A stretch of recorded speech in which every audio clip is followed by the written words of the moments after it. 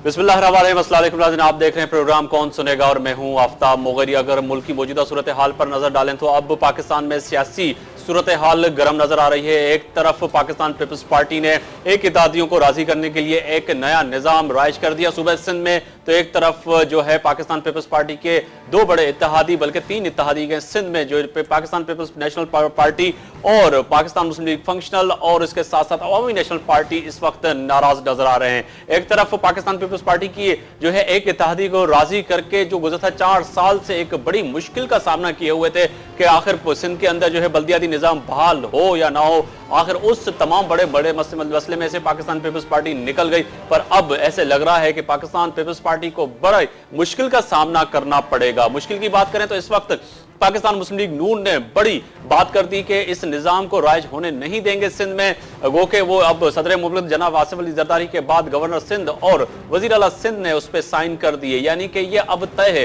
कि यही निजाम जो 5 जो बड़ी डिवीजन हैं उसमें राइज होगा। पर इसके साथ साथ कौम परस्त जो सिंध के बड़ी जमात में और बड़े हल्का रखते हैं, उन्होंने भी ऐलान कर दिया है 13 तारीख का कि सिंध में जो है पहिया जाम हड़ताल का ऐलान होगा। आखिर ये निजाम कहां जा रहा है और किस तरफ मुल्क को मौजूदा हुक्मरान समेत मौजूदा सियासतदान ले जा रहे हैं।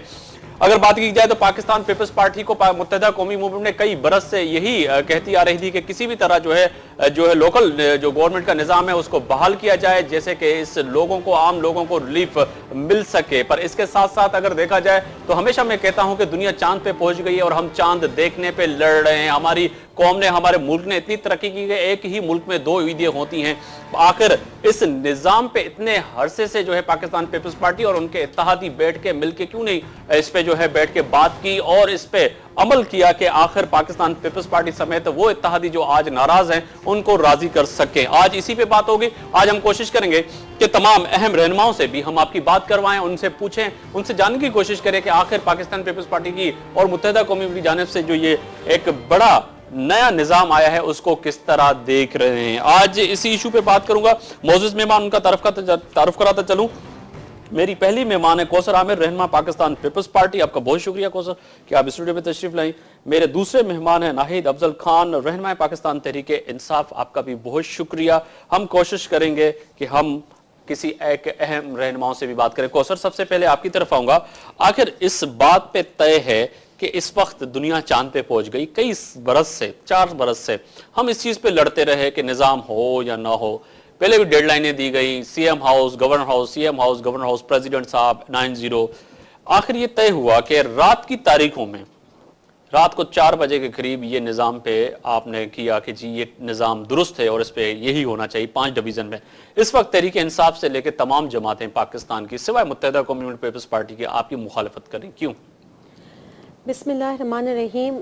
पहले तो ये आपने कहा कि रात को ये निज़ाम राइज किया और ये वो, देखें रात और दिन की कोई बात नहीं होती। इससे तो ये पता चलता है कि हुकूमत और सिंध जो है वो इतना एक्टिव है और हमारे सीएम साहब और गवर्नर साहब सभी इतने एक्टिव हैं कि वो दिन और रात को देखे बगैर, अपने आराम को देखे बगैर मुल्क और आवाम की बेहतरी के लिए काम करते हैं। तो ये तो एक और उसमें जाता है, ये पॉजिटिव में जाता है, कोई नेगेटिव बात तो नहीं। बड़ी अच्छी बात है कि दिन और रात दोनों में काम करके आवाम की भलाई के लिए काम हो रहा है। अब दूसरी चीज आप कह रही हैं कि ये अच्छा काम हुआ कि रात की तारीख में यानी कि गवर्नर और सीएम इससे तय है कि इस ऑर्डिनेंस पे साइन करते हैं तो काम करते हैं। रात और दिन से क्या वो है? मैं ये कह रही हूँ दिन और रात काम करके, मेहनत करके एक अच्छा निजाम आवाम की बेहतरी के लिए लाए। इससे पता चल रहा है कि लोग आराम नहीं कर रहे। हमारे हुक्मरान, मेंबर, नेशनल असेंबली, सेनेट, सूबा असेंबली अब उस बात पे नाराज हैं आपसे। मेरी बात सुन ले। हुक्मरान दिन और रात देखे बगैर अपने आराम को छोड़कर दिन और रात काम कर रहे हैं, तो उसमें क्या बुराई है? अच्छी बात है कि काम हो रहा है, सबसे बड़ी चीज है। अब दूसरी चीज पे आ जाए, ये जो था ये 3.5 साल जो है इस पे बात होती रही, इसको डिस्कशंस होते रहे। काफी हमारे इस हवाले से इजलास भी हुए उनके साथ, MQM के साथ। कुछ शिकें ऐसी थी जिसमें प्रॉब्लम्स थी हमें और उनको भी थी। मैं आपको बता, एक मिनट ना, मुझे 1979 और 2001 का जो निज़ाम था, 1979 में जो कमिश्नरी निज़ाम था, इसके बाद 2001 के अंदर बल्दियाती निज़ाम था, राइट? तो उनके आपस में जो बेस्ट जो पॉइंट्स थे, जो आवाम को ग्रास रूट तक आराम दे सके, इनको फायदे पहुंचा सके और पॉजिटिव एस्पेक्ट्स देखकर ठीक है, और उसमें से ठीक है। बेहतरीन नायब पॉइंट्स अब्दुल को खान साहब, मैं मर्ज आपकी तरफ आऊंगा। करके नायब हम अब्दुल खान साहब, लेकर ये आगे एक बताइएगा, निजाम पाकिस्तान तहरीक जो इंसाफ सिंध को गवर्नर आप लोगों लोकल को बॉडी एतराज निजाम क्यों है। है, जबकि पाकिस्तान पीपल्स पार्टी और मुत्तहिदा कौमी मूवमेंट कह रही है कि ये निजाम दुरुस्त है और रात की तारीखों में नहीं, पर दोनों गवर्नर और सिंध और ऐसे दोनों शख्स हैं जो रात दिन जाग के इस कौम और इस सूबों की खिदमत कर रहे हैं, तो फिर आप इस चीज पे क्यों एतराज कर रहे हैं? नहीं, एतराज की तो बात है, अब तो इनका चलचलाव का दौर है, जा रहे हैं, ये इनका वक्त दौर ही पूरा हो हमारा गया है, आपका आएगा है, कब ये वक्त पता ही इनका नहीं है। पूरा हो गया है, इनका वक्त पूरा हो गया है, अब ठीक ये है। जा रहे हैं। अब जाते जाते इनकी जो कुछ इनकी कारकर्दगी है 4 साल की, वो भी सब अवाम के सामने है। अब इनके पास अवाम के पास जाने के लिए, अवाम से वोट मांगने के लिए कोई और वजह या कोई जवाब इस तो रहा निजाम नहीं से है। तो आप क्या समझते हैं तो कि इस निजाम, अब ये शायद बल्दियाती निजाम, चूंकि पब्लिक के मसाइल हैं, आज पूरा शहर देखें खंडरात बना हुआ है, गटर लाइन उभर रही है, पूरी सड़कें तो ये तो टूटी। मुत्तहिदा कौम भी यही जनाब, इसीलिए गटर लाइन जाते जाते लोगों के घर के सामने पानी तो खत्म भाई हो जाए, टाइम पीपल्स उसके पार्टी लिए भी तो यही कह रही है। हर 5 वक्त की नमाजें अपने अपने वक्त पे पढ़ी जाती हैं। अच्छा, अब तो इनका चल चला हुआ है, अब तो नमाज जनाजा पढ़ने का टाइम है, अब कहाँ ये। पर कुछ कजा करके भी लोग पढ़ते हैं।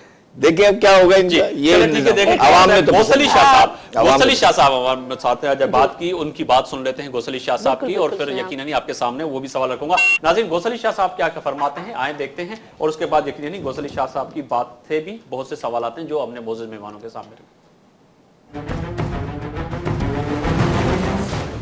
मैं 100% इस व्यू का हूँ कि ये पाकिस्तान के खिलाफ एक बड़ी साजिश है और पाकिस्तान के उस सूबे को डिस्टर्ब किया जा रहा है या डिवाइड किया जा रहा है जो पाकिस्तान के बनाने में नंबर अव्वल था, जिसने सबसे पहले फैसला किया था पाकिस्तान का। तो ये ऐसी हरकतें खुदा करेगा पाकिस्तान को नुकसान नहीं पहुंचाएगी। हम पूरे जोर से मुखालफत करेंगे और पाकिस्तान के बचाने के लिए हर कदम उठाएंगे। उनको पता पड़ जाएगा इस इलेक्शन में, क्योंकि 93 to 96 भी पीपल पार्टी की हुकूमत थी पाकिस्तान में और इधर भी, दोनों इकट्ठे थे। लेकिन आपने नतीजा 97 की इलेक्शन का देखा था। अवाम पाकिस्तान की बहुत इंटेलिजेंट है, बड़ी समझदार है और इंशाअल्लाह ताला इलेक्शन में दूध का दूध पानी का पानी होगा। इसमें मोटी बात है ना भैया, एक एक लाइन को नहीं देखा जाता। पाकिस्तान एक 4 पिलर्स पे खड़ा है, चारों प्रोविंस एक एक पिलर की हैसियत रखते हैं। तो जो निज़ाम 3 प्रोविंसेस में चल रहा है, उससे अलहदा निज़ाम जब आप चलाएंगे किसी प्रोविंस में तो उसको कमज़ोर करेंगे और वो पिलर गिर जाएगा। जब पिलर गिर जाएगा तो जो इमारत 4 पिलर्स पे खड़ी है वो भी गिर जाएगी। देखो, हमने आज की प्रेस कॉन्फ्रेंस में शुरू से ये बात की कि हालांकि हमने इल्ज़ाम भी ये उठाया कि हम फ्रेंडली अपोजिशन हैं, लेकिन हमने तक़वियत बख्शी इस सिस्टम को बावजूद इख्तलाफात के। जब हमें ज़रूरत पड़ी तो हमने लॉन्ग मार्च भी किया इसी हुकूमत के ख़िलाफ़ और उनको वो बात मनाई जुडिशरी के रेस्टोर करने की। तो अब भी हम इस व्यू के हैं कि ये अब जो मैंडेट इनको मिली थी वो वक्त गुजर गया है। अब नई मैंडेट की ज़रूरत है और वो जितना जल्द हो उतनी बेहतर है। जी, आपने बात सुनी, गौसली शाह साहब वाज़ेह तौर पे कह रहे थे इस निज़ाम को राइज होने नहीं देंगे। और सिंध में अंदर अगर आप देखें 93 का भी जिक्र किया, 96 का भी किया और 97 के जो है आम इलेक्शन की भी बात की कि पाकिस्तान पीपल्स पार्टी को क्या मैंडेट मिला था या क्या उनके सामने जब वो लोगों के बीच गए थे तो उनको किस तरह से बातों का, बहुत से सवालों का सामना करना पड़ा। गौसली शाह साहब सीनियर लीडर और सिंध के सदर हैं पाकिस्तान मुस्लिम लीग नून, वो तो वाज़ेह तौर पर कह रहे हैं कि मुस्लिम लीग नून सिंध में ये निज़ाम चलने नहीं देगी। मुझे 2-4 मिनट दीजिएगा प्लीज, मैं टोकिएगा नहीं ताकि मैं बात कर सकूं और ये एक्सप्लेन बात होगी तो मैं रोकूंगा, यकीनन नहीं, प्लीज नहीं, मुझे रोकिए नहीं, टोकिएगा नहीं, ताकि जी, मैं थोड़ा सा कंप्लीट जी। कर लूं, then you can ask many questions as you want. ठीक है, एक तो ये गौसली शाह साहब को किसी ने मना नहीं किया है कि पंजाब के अंदर बल्दियाती इलेक्शन कराए, उनको भी असूलन करवाने चाहिए, एक चीज। दूसरी चीज ये, उनकी सिंध के अंदर क्या स्टांस है, इनकी क्या स्टैंडिंग है, उनके तो एक नुमाइंदा नहीं है इस वक्त असेंबली में, तो वो सिंध की बात करते हुए अच्छा नहीं लगता। वो वो प्रोविंस को, अपने पंजाब को संभाल लें और तरीके से संभाल लें तो बहुत बड़ी बात है। इनकी बात का मैंने जवाब दे दिया। अब आप आगे आ जाइए। हमें 3 मंथ्स पहले सुप्रीम कोर्ट, बल्कि 1 मंथ पहले सुप्रीम कोर्ट का ऑर्डर आया था। उसमें बाकायदा कहा गया था कि आप जल्द से जल्द बलदियाती इलेक्शन कराएं। आपको भी इस चीज का पता है।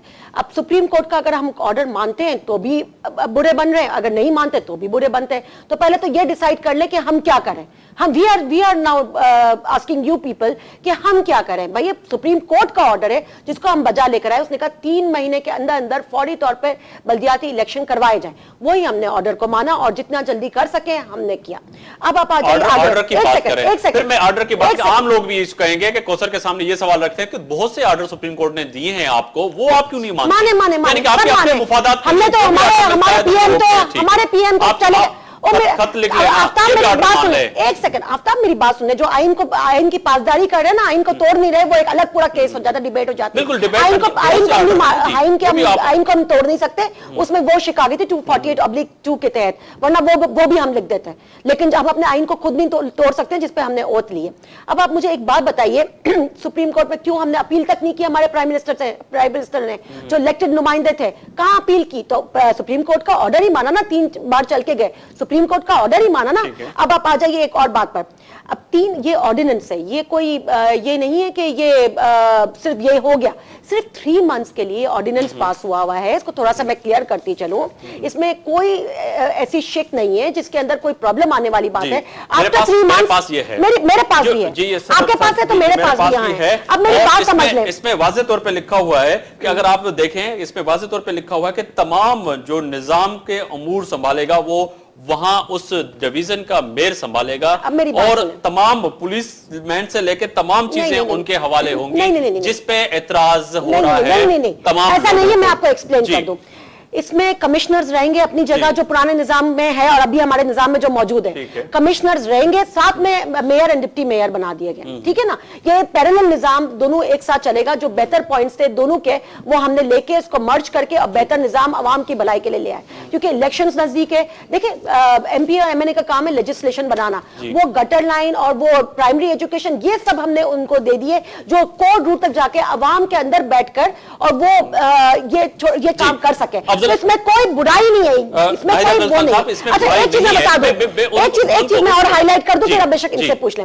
ये 3 महीने के लिए ऑर्डिनेंस है। इसके बाद सिंध असेंबली के अंदर ये आएगा, इसके ऊपर डिबेट होगी। बिल्कुल आएगा, ये मैं आपको बता रही हूं। इसमें डिबेट होगी और डिबेट के बाद जो है, अगर कोई प्रॉब्लम है तो ये देखें, आज ये सुप्रीम कोर्ट में चैलेंज, सुप्रीम कोर्ट में ये चैलेंज हुआ ना। मेरी पहले बात सुन ले, फिर आप बताएं। लेट मी कंप्लीट आफ्टर, पहले मुझे सुप्रीम कोर्ट में चैलेंज हुआ। इसी तरीके से देखें ना, अगर कोई किसी को प्रॉब्लम है, जो अवामी नुमाइंदे लेकर आए ना, एमक्यू में अवामी नुमाइंदे, पीपल्स पार्टी भी अवामी नुमाइंदे, पर वो भी तो मेरी बात सुने, मैं ये कह रही हूँ कि हमने किसी को रोका तो नहीं है ना। वो असेंबली में रेजोल्यूशन लेकर आ गया, रेजोल्यूशन मैं सवाल आपके सामने इसीलिए रख रहा हूं कि जो असेंबली में जिसका हाई वोट होगा, उनकी नुमाइंदगी नहीं है, पर जो आपके इत्तेहादी हैं वो ये इत्तेहाद कर रहे हैं। गवर्नर साहब और सीएम साहब का पूरा इख्तियार है कि वो कोई ऑर्डिनेंस ला सकते हैं, उनको इख्तियार है। मुझे जल्दी कि जो एमपी, जो जिनको ये एतराज है उनको भी तो बुलाया गया। इम्तियाज शेख साहब को बुलाया गया, शाहिद सैयद को भी बुलाया गया, उनके भी बेस्ट पॉइंट को नजरअंदाज किया, उनको भी रखा गया है। पार्टी और जो मुस्लिम लीग फंक्शनल है उनको भी एतराज है आपके लिए और दूसरी जमातों के लिए। पीपल्स पार्टी की जो है रहनुमा कौसर आमिर ये कही कि इनको तो अभी ऐवानों में जाने का तजुर्बा नहीं है। यकीन नहीं, आप ऐवान में नहीं गए, जब आप ऐवान में जाएंगे तभी बात कर सकेंगे। पर आज इनकी जो इत्तेहादी हैं उनको भी एतराज है इस बात पे। लेकिन ये इत्तेहादी भी जो लोग हैं, ये इत्तेहाद में जो बैठे हुए लोग हैं, ये असल में किस चीज़ के इत्तेहादी हैं ये भी आपको पता है। इत्तेहादी इस चीज़ के हैं कि जैसे कि ये एक सिस्टम है, इस सिस्टम के अंदर तुम मुझे बचाओ, मैं तुम्हें बचाता हूँ, ये तुम्हारा हिस्सा, ये मेरा हिस्सा। सियासी तौर के ऊपर इनके अंदर कोई सियासी सोच नहीं है, कोई सियासी सोच नहीं है। मैं पूछता हूँ सियासी सोच क्या है इनकी? जब एमक्यूएम का आदमी मारा जाता है, वो कहते हैं कि पीपल्स पार्टी ने मारा, पीपल्स पार्टी का आदमी मारा जाता है तो मुत्तहिदा ने मारा है। इनके दरमियान कोई उनको भी पता ही नहीं सियासी है। हम आहंगी नहीं है, मेरा कहना है। अच्छा। तो ये जो बल्दियाती निजाम के दे पर रहे इससे हैं, क्या मेरा होगा? कहना ये है कि आप अब क्या इनका समझ रहे हैं? हुकूमत कंप्लीट हो इस चुका है। कानून से, इस बल्दियाती निजाम जो अब जो ये कमर्शियल निजाम जहां मेयर वाला निजाम जो आ रहा है, इससे सिंध का तकसीम होने की किस तरह बात की जा रही है? देखिए, सिंध सिंध की हो तकसीम जाएगी? की तो मैं बात नहीं करूंगा, मैं इतना जरूर कहूंगा कि एक जमात को खुश करने के लिए, क्योंकि उसकी बड़ी नाराजगी कोर्ट भी इसी थी। लेट जमात मी को कंप्लीट खुश कर करा। रही है। एक बात ये कि नहीं, उनको पूछे सुप्रीम कोर्ट भी उसी जमात को पीपुल्स खुश पार्टी कर रही की है। क़यादत के अंदर एक थोड़ा सा